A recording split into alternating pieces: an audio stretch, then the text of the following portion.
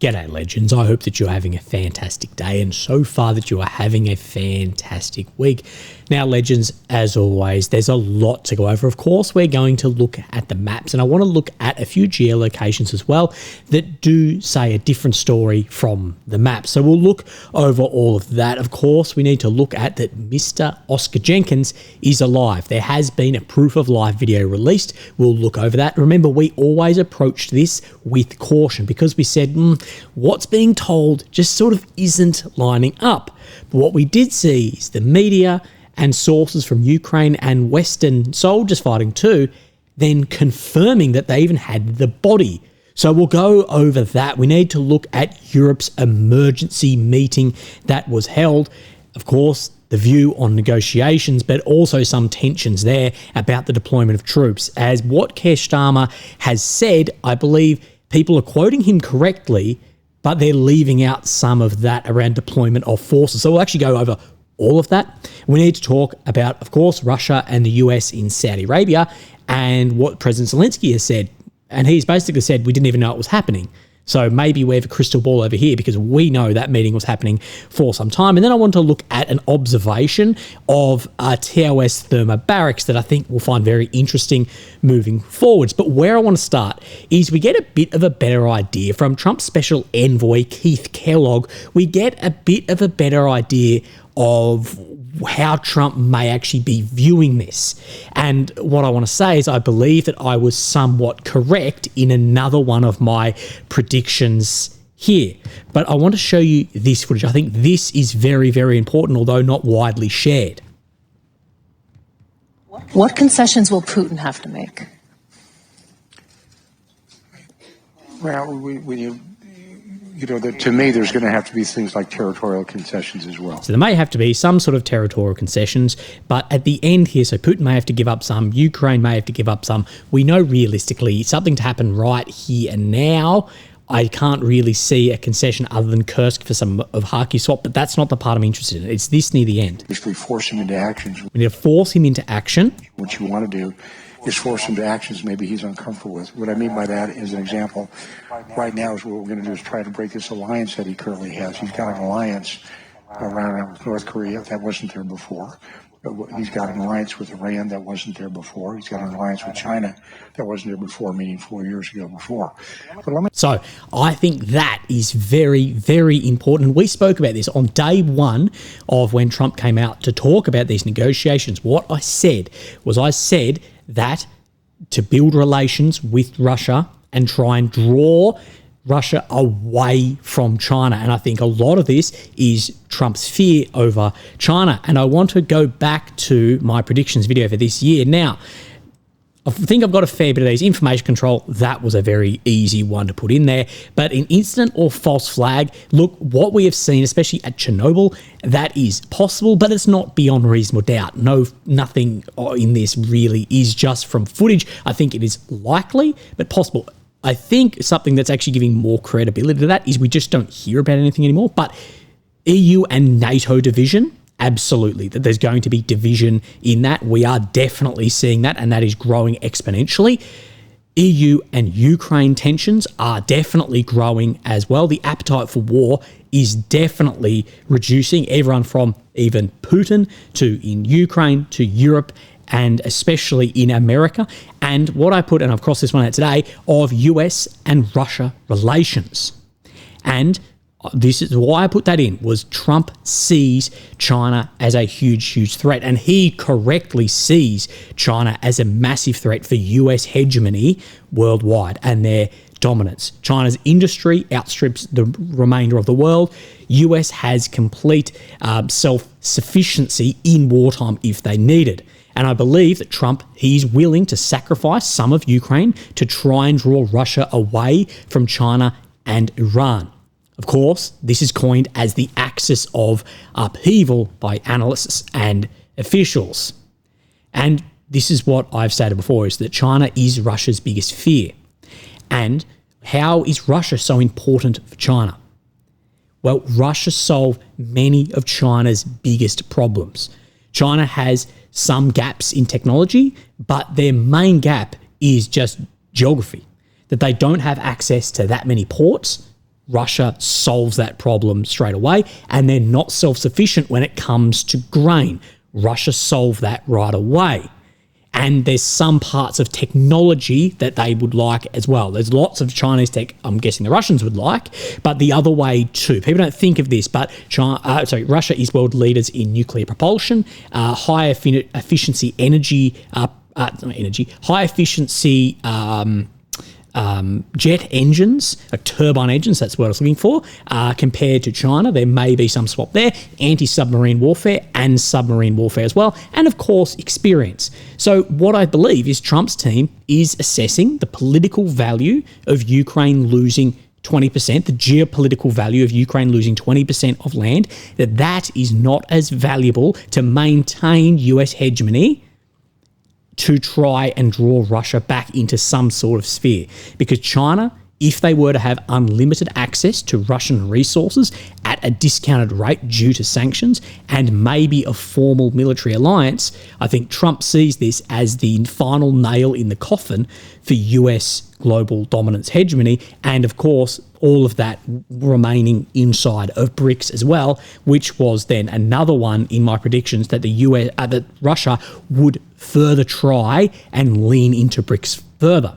Now, this is a calculation that America has to think about and that other minor player countries don't have to think about. It's the hard part, I guess, of being a world leader is if you want to be the world leader, you have to take into account calculations that smaller countries may or may not have to. And Trump, he is concerned about long-term US dominance more so than anything. And we see this in his decisions is what is the best for the US. Now, is letting some of Ukraine go and having a loss of the war there good? Absolutely not. But if the byproduct of this is that Russia is being pushed closer and closer to China, Iran, BRICS, of course, with India in there, well, I think that, in his calculation, is more of a risk than the fallout here. I believe a lot of these decisions are being dictated by the growth of China and Trump trying to pump the brakes a little bit on that. So before we get into let's do the maps now, and then we'll talk about this Europe emergency negotiations, because what I want to talk about in that, and I believe it is important, that Trump is seen as betraying Ukraine, but I believe you can paint a pretty good picture for saying no. He has assessed and his team has assessed that Ukraine has crossed an event horizon and that at this point he's actually saving the remainder. So I want to talk about that, but we'll do the maps first, as I know a lot of people like this. Now, of course, we missed an update yesterday, but I'll show you that too. Of course, you've got Ukraine in the center of your screen, the capital of Kyiv, red areas occupied since 22, purple since 2014, and of course, the red check that you will see, this is ground being occupied by the Russian forces over the past 24 hours. Now, the first place actually we want to come into is Pokrovsk. Now, of course, we saw that Ukraine has launched an attack back in, and it is being reported that they have then taken back the town of Bishani. Now, I haven't seen any maps actually change this yet, but there is this geolocation that I came across just before the video went live, shared by Creamy Caprice, who is very reliable, showing right on the corner here, so right at this shed right in here, that there are Russian forces at this location. I'll show you this footage here, and these forces then walking around in this position. So it is having some maybe idea that maybe this area has been pushed back. He's right at this point walking around. This is a very thin area. Maybe Russia has pushed back there. We will have a wait and a look for the next Syriac, DivGen, maybe Deep State to confirm what has actually taken place at this front. So let's go down to Kursk. Now, at this point in time, it is look for the pocket. So you've got one forming around Andriivka, and you've got, of course, the Dashny Kursk pocket. Now, this looks slightly different to yesterday, but I believe this still doesn't show the amount of advancement that we may see. So what then Deep State showed yesterday was above Dashni, that this had come under control, but this area in here has had encircled forces, at least by this map. Of course, a lot of other maps are showing that this has then closed up. What we're seeing on this map is to the south and southwest of Ulaki, there's further control by then the Russian forces today on the Deep State. But let's look at Kharkiv on the Suryak. So this was day 189. So last night, my time, shows same movement. We can confirm around Ulaki out to the west and maybe the south. We can confirm to the south due to the Ukrainian map showing a Russian advancement and showing here the Russian army are pushing to the west out of Dashni, but not showing that that has fully collapsed at this point, which other maps did show yesterday. Now, up to today's map on Suryak maps at day 1090,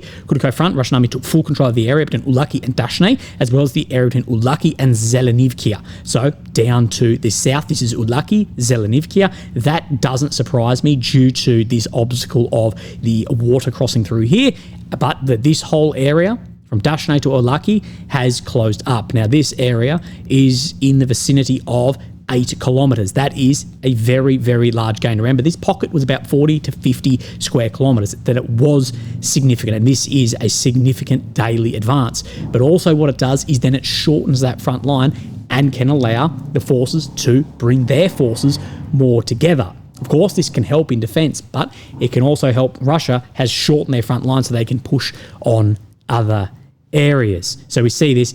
As far as was anyone caught up in here, we will wait for further footage or confirmation of what has happened in this area. Deep State warned that there was, so we will see. But you can see, according to Deep State today and Rivkia, that another pocket has formed with a gap of about 1.2 kilometres around to the north of Andrivkia. So this, again, this is a very, very critical situation on this whole front line.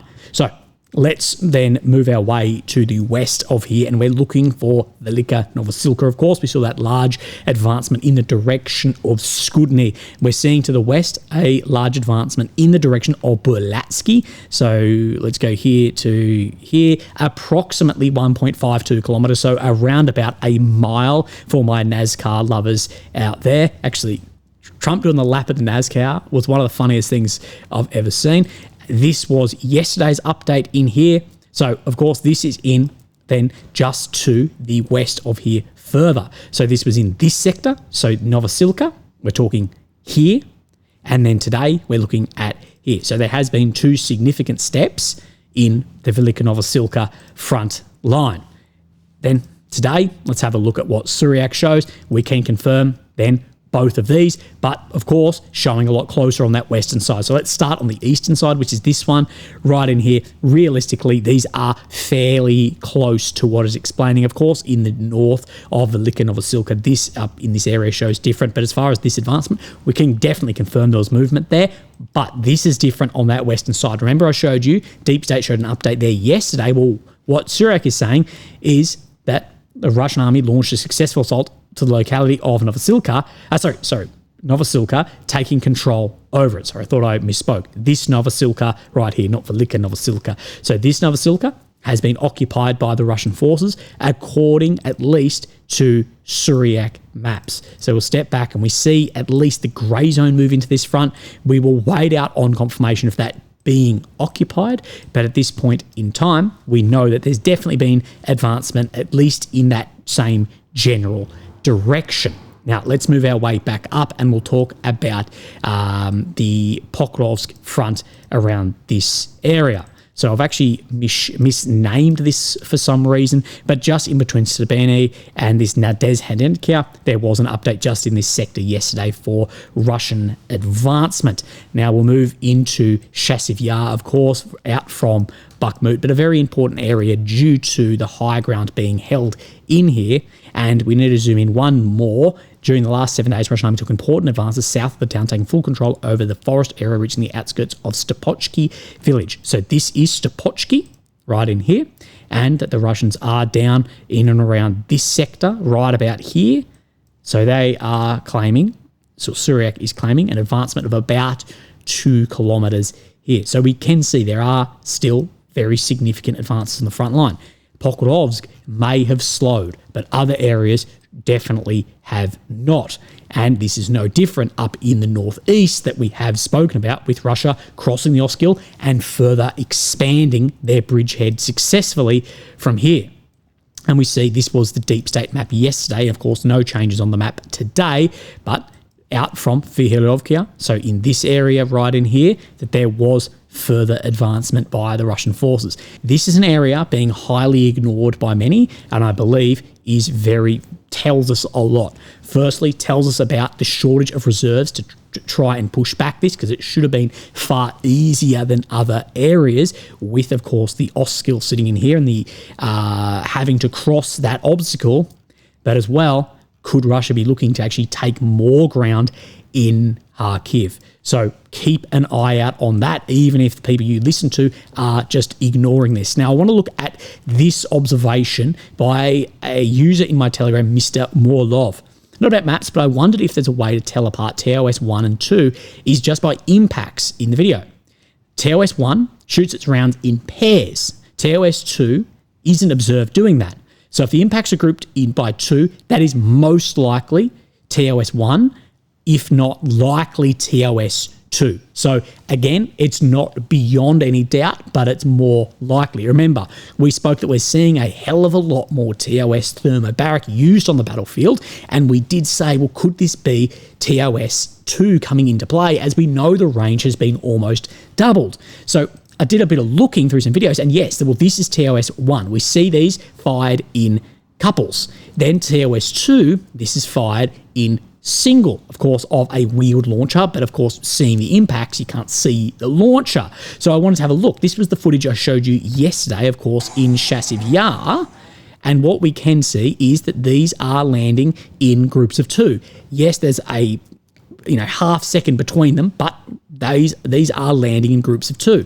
Then I wanted to go back to the 8th of February in Vovchansk, when we said, look, this TOS is landing in here. This might be TOS 2 due to the range, and these are landing in singles. So again, it's not beyond reasonable doubt, but I think it's more likely, and we'll add that to our reporting as we go forward. So thank you very much for that. Now, I want to talk about Europe and emergency negotiations. Now, I think in this, it is highly likely that history will show that Trump, it wasn't perfect, but it was a settlement, and it was the best option at the time. And I believe it's highly likely that a lot of European leaders will be shown to have betrayed the soldiers for idealistic visions. Trump, it's not perfect by any means what is happening. Maybe you can say betrayed. But if they are calculating that an event horizon has been crossed, and like Kellogg said yesterday, that we're not going to fight this to the death of every last Ukrainian, well, maybe he's making the very, very difficult decision that has to be made. And this quote I heard the other day: when a commander orders his men into a battle he knows they cannot win, he ceases to be a commander and becomes their executioner. So let's look over this emergency meeting. Of course, J.D. Vance caused massive ripples, and look at some things in this and what Ukraine has said at Kishtarma too.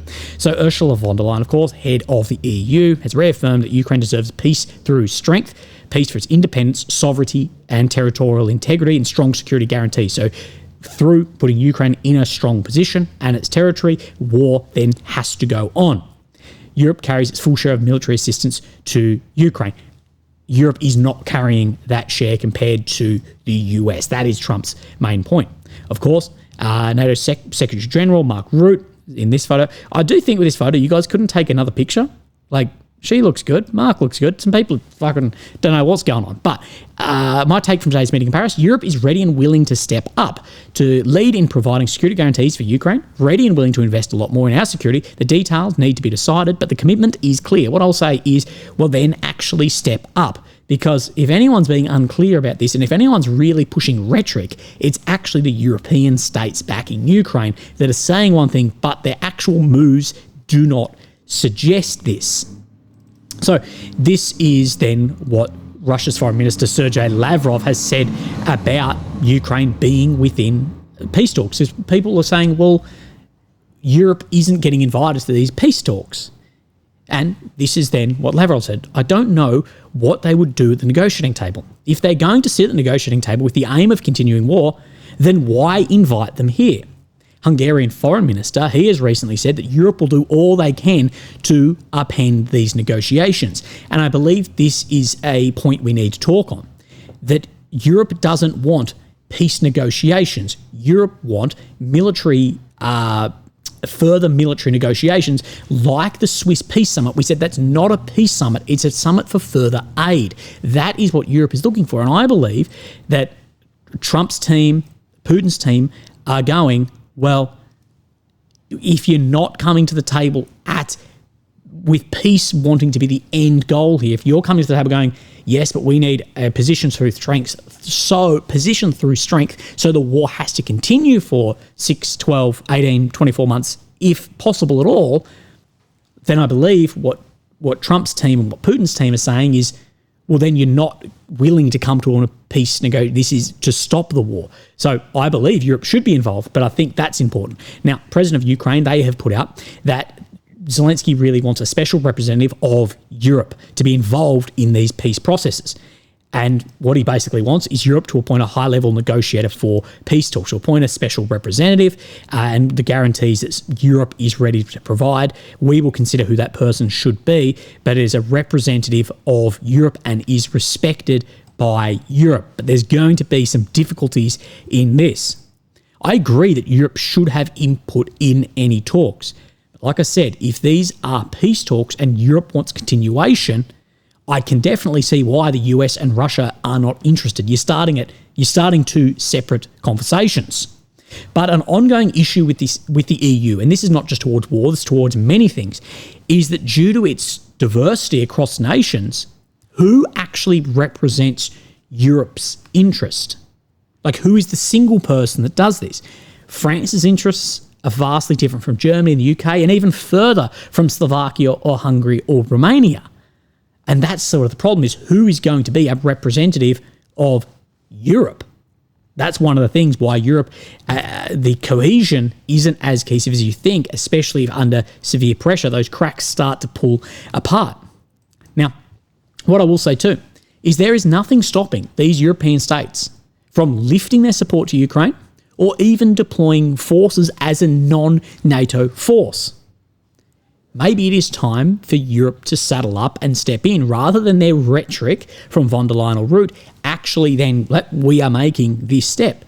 As a non-NATO force, Turkey does this in Syria. When Turkey goes into Syria, they deploy as a non-NATO force. It's not coming with Article 5, it's not coming with this. But of course, what we're seeing is that these states, they're not prepared to do this without US backing.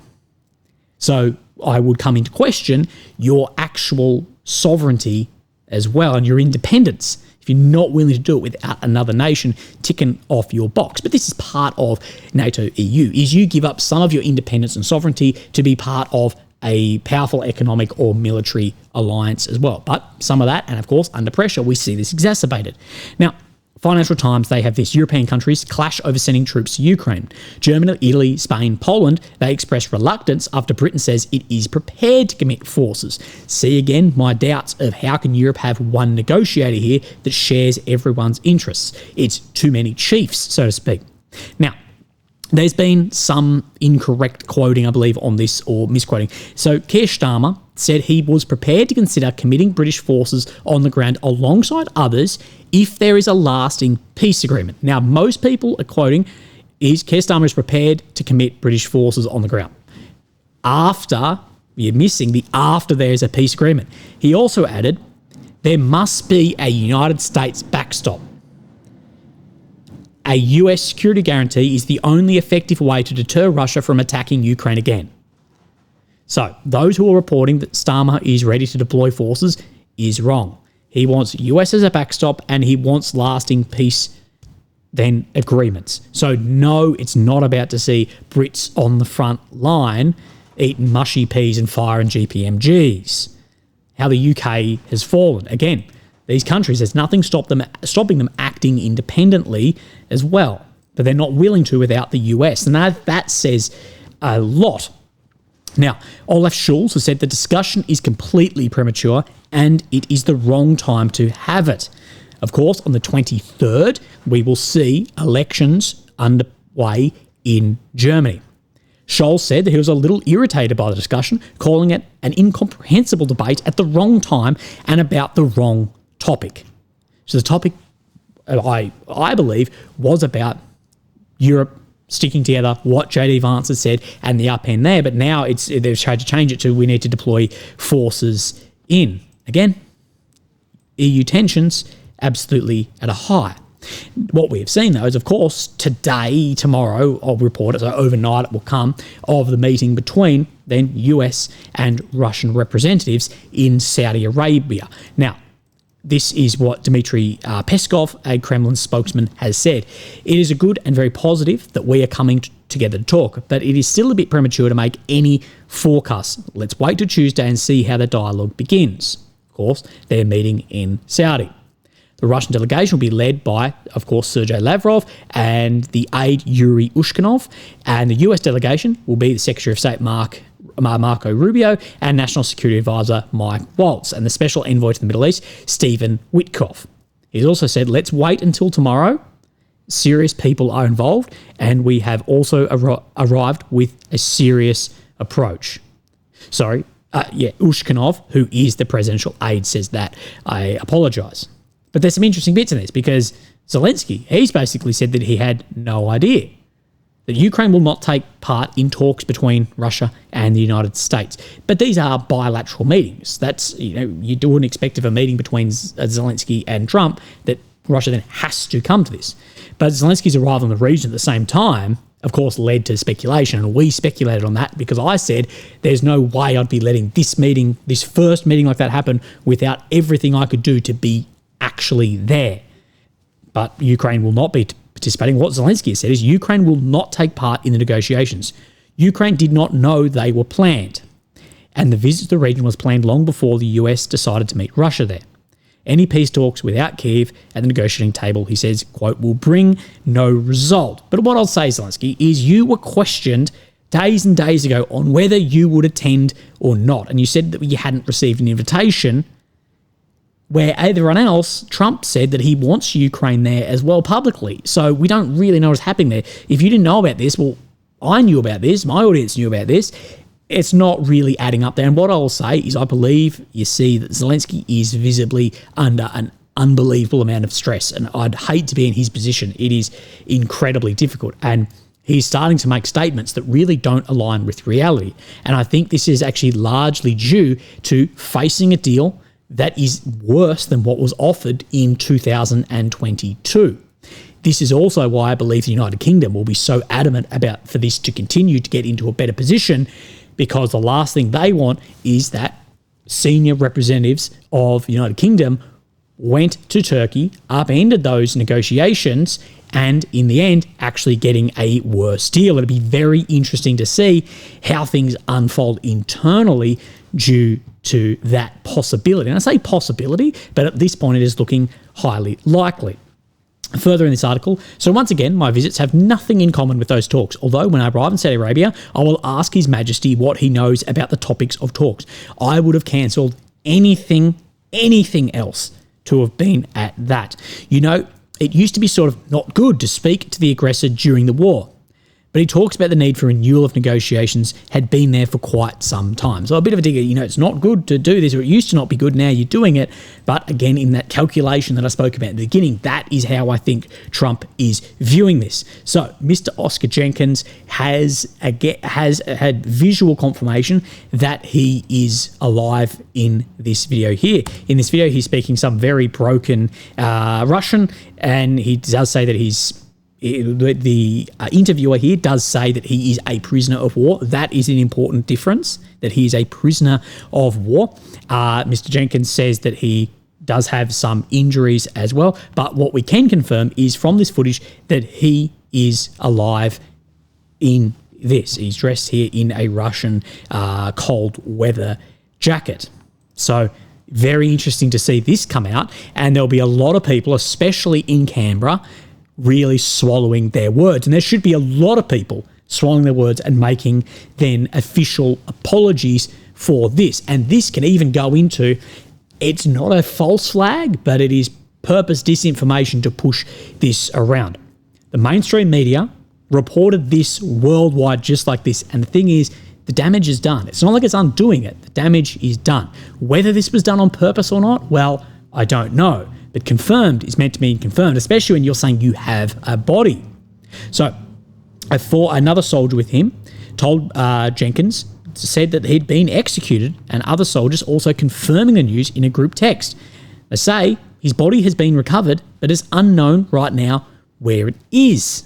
The confirmation came after Ukrainian forces told 7 News, who's an Australian channel, the body of the former private school teacher had been found 3 weeks ago. So Ukrainian forces, they had told 7 News, and other people, other foreigners as well, had said this too. Of course, we approached this with caution, and of course, I get all the usual stuff of you're a puppet this, puppet that. Well, look what has now come. I cannot believe that us on a very small channel, we get 30, 35,000 views video, proceed with more caution around this due to the sensitivity and the diplomatic nature of this than the fucking Prime Minister and Minister of Foreign Affairs and the world media does. It's a real bloody concern, and it really concerns me when we're leading into meetings and stuff that may be occurring. Now, I will once again say that Mr. Simeon Boykov, of course, Mr. Aussie Cossack, who is known better of, who is currently in the Russian consulate in Australia, he has stuck his hand and said that he will do a swap for Mr. Jenkins. Now, I don't know at all what the Russians actually think about that, whether it is enough of a swap. Remember, you get the Lord of War for the bloody WNBA player. Fuck yeah. But if there's anything I can do to facilitate that at all, to get Mr. Jenkins back and do that, again, I am happy to do whatever is needed to get another Australian back home. So the offer's there if there's anything I can do. Hopefully, Mr. Jenkins, fingers crossed he gets home alive and well. It'd be very interesting to interview him if that would be possible. Anyway, legends, I hope that you're having a fantastic day. Hope you're looking after yourself, and I'll speak to you tomorrow. Thank you. Bye-bye.